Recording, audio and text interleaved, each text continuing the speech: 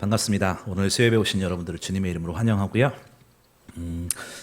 지금 이 시간에 하나님의 귀한 은혜가 우리 삶 가운데 한 명 한 명 가운데 가득하시기를 주님의 이름으로 소망합니다. 요즘 뉴스에서 많이 나오는 것들이 그 튀르키예 지진 사건이 좀 많이 나오고 있죠. 사상자가 정말 보고도 믿기 어려울 정도로 많은 사상자가 날 정도로 그것을 보면서 참담하고 안타깝고 그런 마음이 들고 있습니다. 우리가 그 사건 현장을 위해서 목숨을 걸고 또 구조 활동을 벌이고 있는 사람들, 또 그런 또 어려운 가운데 있는 사람들을 위해서 우리가 관심과 기도가 필요한 점이 있습니다. 얼마 전에 그 지진 사건과 연결해서 뉴스에서 난 게 있었는데, 그 지진이 일어나고서 18개월 된 아이가 어머니와 함께 지진이 나고서 56시간 만에 구조되는 기적과 같은 일이 발생했다고 해요. 뉴스에 나온 걸 봤는데, 이 무너진 아파트 잔해 속에서 엄마는 아이를 살리겠다는 그 간절한 사랑이 있었던 것 같아요. 그래서 당시에 엄마가 18개월 된 아이를 안고 있었지만 또 임신 상태였대요. 아마 임신이 틈이 좁았던 것 같아요. 그래서 쉴 틈 없이 임신을 하신 것 같은데, 그래서 그 18개월 된 아이가 어머니의 모유를 먹으면서 56시간을 버텼다고 그럽니다. 그것을 보면서 대단하다. 역시 놀랍다라는 것을 좀 생각을 했고요. 모성애라는 것이 바로 그런 것이겠죠. 자녀를 사랑하는. 모성애 다들 자녀를 향한 사랑을 가지고 계실 거예요. 우린 때론 아이들에게 사랑을 강요할 때가 있어요. 내가 너를 사랑하니까 너도 열심히 공부해야 돼. 내가 너를 사랑하니까 너한테 돈 대주고 뭐 집도 해주고 뭐 이렇게 해주니까 너는 나한테 이렇게 해줘야 돼. 라고 또 기브앤테이크 같은 사랑을 원할 때가 우리가 종종 있어요. 아이들에게 하면 안 되는 질문 중에 하나가 너는 엄마가 좋니? 아빠가 좋니? 입니다. 네, 그래서 하면 안 되는 걸 너무나 잘 알고 있지만 제가 너무 호기심이 많아서 오늘 찬양팀 아이들에게 중고등부 애들이 3명이 있거든요. 잘생기고 예쁜 애들 이렇게 뒷줄에 있는데, 그 친구들한테 제가 용감하게 물어봤어요. 너는 아빠가 좋니? 엄마가 좋니? 실명을 밝히지는 않겠습니다. 2명은 그런 질문이 난처하다라고 저한테 얘기를 했고요. 1명은 엄마든 아빠든 1명이 좋다고 정확하게 자기 의사표시를 했어요. 누군지 돌아보지 마세요, 여러분. 네, 아마 아이들은 다 부모님을 사랑하지 않을까 싶습니다. 근데 오늘 그래서 이 말씀을 통해서 제가 무슨 생각을 했냐면요. 오늘 본문의 배경에는 어머니와 아버지가 각각 다른 자녀를 사랑해서 생기는 문제가 나와요. 한번 오늘 본문을 통해서 말씀을 좀 자세히 들여다보도록 하겠습니다. 성경에서 이 족장 시대의 그 족장들, 아브라함, 이삭, 야곱, 요셉 이런 사람들을 보면 그들의 삶이 참 평탄하지 않았던 것을 우리가 성경을 통해서 알고 있습니다. 여러분 찰리 채플린이라고 아십니까? 이 찰리 채플린이라는 미국의 코미디언이 인생은 멀리서 보면 희극이고 가까이서 보면 비극입니다 라고 말을 했어요. 아마 인생은 모순이다라는 것을 말하는 걸 겁니다. 보이는 것과 다르다라는 거겠죠. 창세기서에서 이 족장들의 삶을 보면 하나님의 은혜를 떼어놓고 보면 그들 삶은 희극도 아니고 비극도 아니고 정말 엉망진창의 삶들입니다. 그런데 그 엉망진창인 삶에 하나님의 은혜만 더했더니 그들 삶이 하늘의 별과 같이 반짝반짝 빛나는 민족이 되었다라는 거예요. 여러분 요셉을 보더라도 그렇습니다. 요셉의 삶은 총리가 되기 전까지 형들의 시기를 받는 11번째 아들이었고 또 노예였고 죄수였습니다. 그런 삶이 어떻게 희극일 수 있겠습니까? 그런데 그 삶에 하나님이 함께 하셨더니 이게 더해지니까 하나님의 간섭하심이 더해지니까 그는 노예고 감옥에 있고 그렇지만 그를 보고 사람들이 감옥에 있는 그에게 형통한 사람이다라고 말하는 거예요. 그의 삶은 전혀 환경은 바뀌지 않았지만 하나님이 함께 하셨더니 하나님의 은혜가 합쳐졌더니 사람들이 그를 보고 노예고 죄수이지만 형통한 사람이다라고 이야기를 하는 거예요. 팀 켈러가 이런 말을 했어요. 기독교 신앙은 고통의 강도를 낮추지는 않지만 마음의 평안을 잃지 않게 하여 총체적으로 고난을 견디게 한다라고 이야기를 했습니다. 우리 삶의 문제가 산처럼 많을지라도 우리가 하나님의 은혜를 기억하며 하나님의 완전하신 계획을 인정하고 받아들인다면 우리가 균형을 잡을 수 있게 되고 소망을 바라볼 수 있게 된다는 겁니다. 오늘 본문은 제가 한 절만 딱 읽었어요. 제가 이삭의 삶을 전체적으로 봐야 되지만 한 절만 적은 이유는 제가 이삭의 삶에서 가장 하나님의 뜻이 잘 드러나는 부분이 오늘 본문인 것 같아서 정했습니다. 이삭은 족장들 중에서 아브라함이나 야곱에 비해서 가장 작은 분량을 차지하고 있는 사람이 바로 이삭입니다. 27장 1절을 보면 읽진 않았지만 이삭이 나이가 많아서 눈이 어두워서 잘 보지 못하더라라고 시작해요. 항상 그 책의 장의 1절은 무언가 그 장을 이끌어가는 복선과 같아요. 그래서 27장에서도 시작을 이삭이 나이가 많아서 눈이 어두워졌더라 이렇게 시작을 하고 있어요.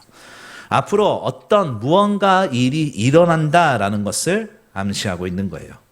어떤 사건이냐면 족장 시대는 장자를 통해서 하나님의 그 장자권이 흘러갔거든요. 축복의 언약이 흘러갔는데 이삭에게는 우리가 잘 알다시피 에서와 야곱이라는 쌍둥이 형제가 있었습니다. 그런데 이 쌍둥이 형제는 어머니 리브가의 뱃속에서부터 서로 싸우게 되죠. 그래서 하나님께 이게 어찌된 일입니까? 라고 묻게 됩니다. 그러자 25장 23절을 보면 뭐라고 그러냐면 하나님께서 두 아이가 두 민족이 될 거라고 이야기를 하세요. 그리고 한 민족이 다른 민족보다 강할 것이고 형이 동생을 섬기게 될 거다라고 말을 해요. 잘 기억하셔야 돼요. 그 쌍둥이들은 태어날 때 첫 번째 아이가 나오고 두 번째 아이가 그 첫 번째 아이의 발꿈치를 잡고 나오게 돼요. 그래서 털이 많고 붉은 첫 번째 아이는 그 모습을 따라 에서라 이름을 하였고 그 발꿈치를 잡은 두 번째 아이는 그 행동에 따라 이름이 야곱이다라고 정해지게 됩니다. 25장 28절을 보면 에서의 아버지 이삭은 에서를 사랑했다라고 기록하고 그의 어머니 이삭의 아내인 리브가는 야곱을 사랑했다라고 기록을 하고 있어요. 그래서 이 25장 28절이 그 아버지와 어머니가 다른 아이를 사랑하면서 문제가 시작이 돼요. 그래서 그 27장 오늘 27장의 모든 사건을 이끌고 가게 되는데 에서는 장자의 축복을 소홀히 여겼는지 동생 야곱에게 죽 한 그릇에 장자권을 팔게 되죠. 에서는 굉장히 자유분방한 사람이었던 것 같아요. 에서는 40세에 결혼을 하게 되는데 이방인인 헷족 속에 두 명의 여인과 결혼을 하게 됩니다. 이로 인해서 26장 그 뒤쪽 35절을 보면 이삭과 리브가의 근심이 되었더라라고 얘기를 해요. 한 명도 아니고 두 명과 결혼을 하고 이방 공동체와 결혼을 하면 안 되는데 혼인을 한 일을 에서가 만들게 돼요. 그래서 그의 부모들의 근심거리가 되게 됩니다. 그런데 세월은 흘러서 장자의 축복을 받을 시기가 와요. 이삭은 그 사랑하는 에서에게 축복 기도를 해줄 테니 별미 하나만 만들어 와라 라고 말을 하죠. 그 사실을 엿듣게 됩니다. 누가? 이삭의 아내 리브가가. 그래서 야곱에게 형으로 변장해서 별미를 만들어 가서 장자의 축복을 받게 해요. 이에 야곱은 그 말에 형 에서로 변장해서 이삭의 장자의 축복을 받게 되는 것이 오늘 본문 앞에 있는 사건입니다. 후에 에서가 별미를 만들어 아버지 이삭에게 왔을 때 이삭은 야곱이 축복 기도를 받았던 것을 알게 되죠. 이것이 우리가 읽은 33절의 기록입니다. 이 사건으로 인해서 야곱은 에서를 피해서 20년 동안 도망치게 되는 계기가 되죠. 우리가 이 사건들을 보면서 대강의 27장의 줄거리를 말씀을 드렸어요. 우리가 이 사건들을 보면서 좀 관찰하고 생각해야 될 것이 있습니다.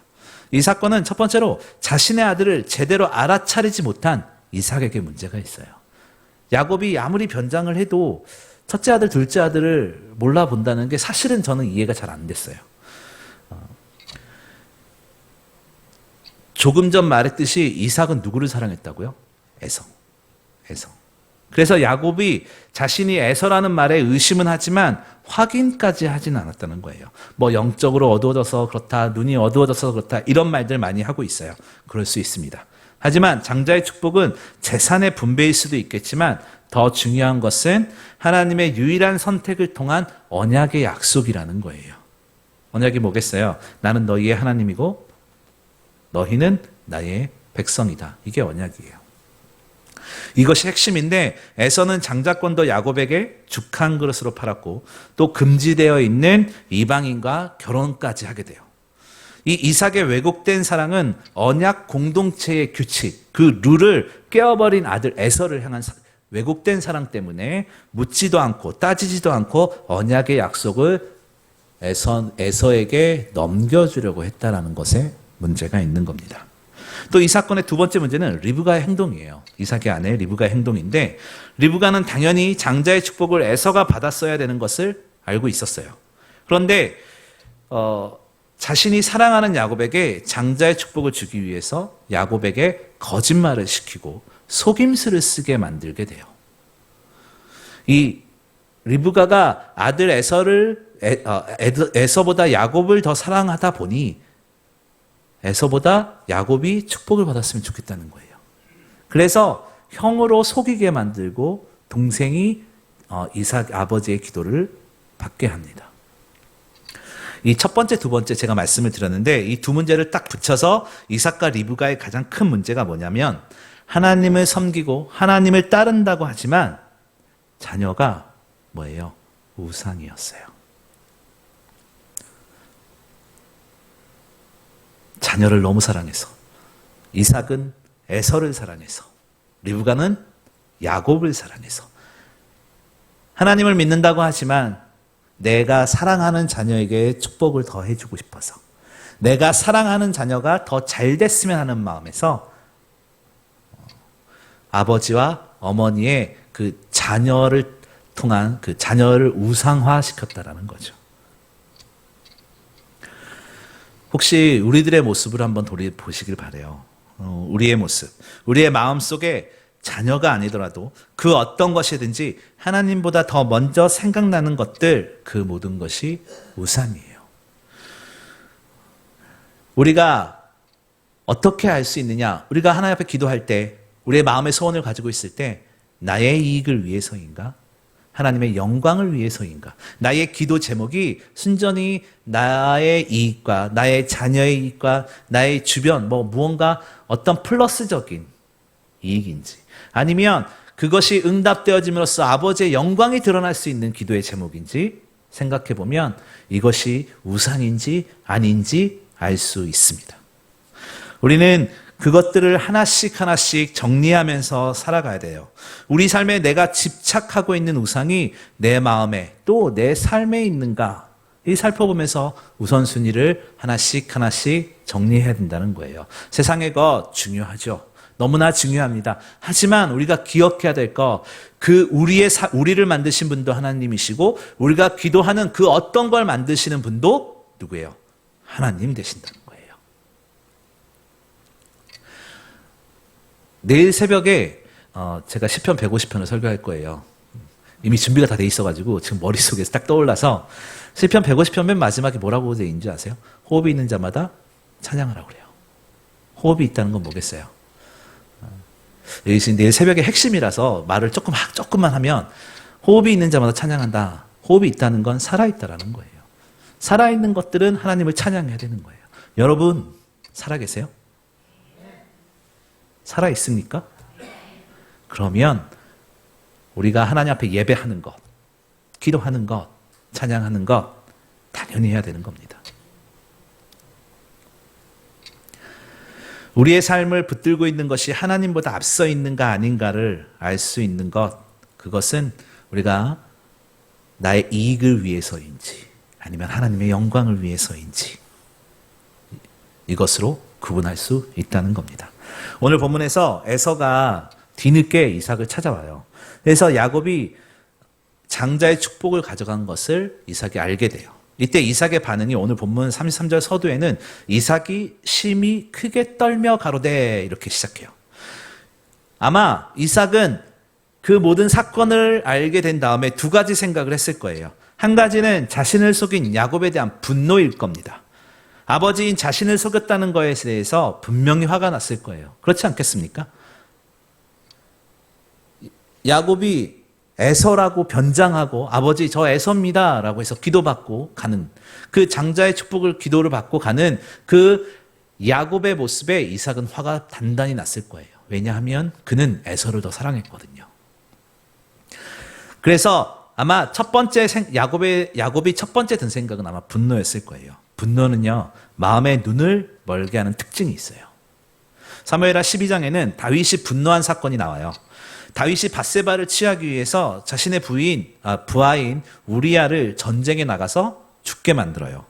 그러자 나단 선지자가 다윗에게 짠 나타납니다. 그리고 비유를 통해서 이야기를 하나 합니다. 한 성에 두 사람이 있었는데 양과 소를 많이 가진 부자가 한 명이 있었고 다른 한 명은 암양 새끼 하나밖에 없는 가난한 사람이 있었습니다. 그런데 부자에게 손님 한 명이 왔는데 자신의 것을 잡아서 주기가 아까워서 가난한 사람의 새끼 양을 잡아서 그 손님에게 대접했다라고 이야기를 해요. 어떻게 생각하십니까, 왕이요? 그러자 다윗이 사무엘하 12장 5절을 보면 크게 노했다라고 그래요. 분노했다라는 것이죠.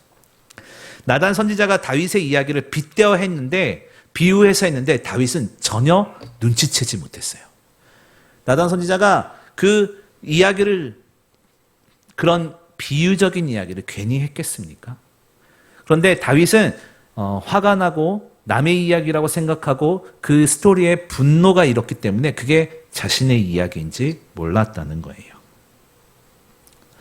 분노라는 것이 자신의 모습을 망각하게 만들거든요. 본문의 이삭은 야곱이 자신을 속이고 에서의 장자권을 빼앗았다는 사실에 분노했을 겁니다. 그래서 에서의 자질이나 혹은 하나님의 뜻을 먼저 기억하는 것이 아니라 자신의 감정에 먼저 충실했을 거예요.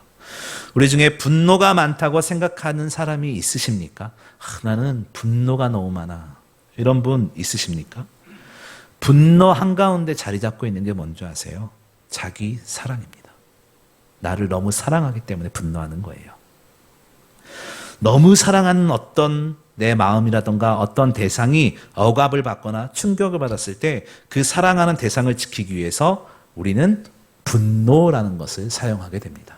내가 무시당했다고 느꼈을 때, 내가 사랑하는 어떤 것이 충격을 받았을 때, 그때 우리는 이 분노라는 스위치를 탁 켜게 돼요.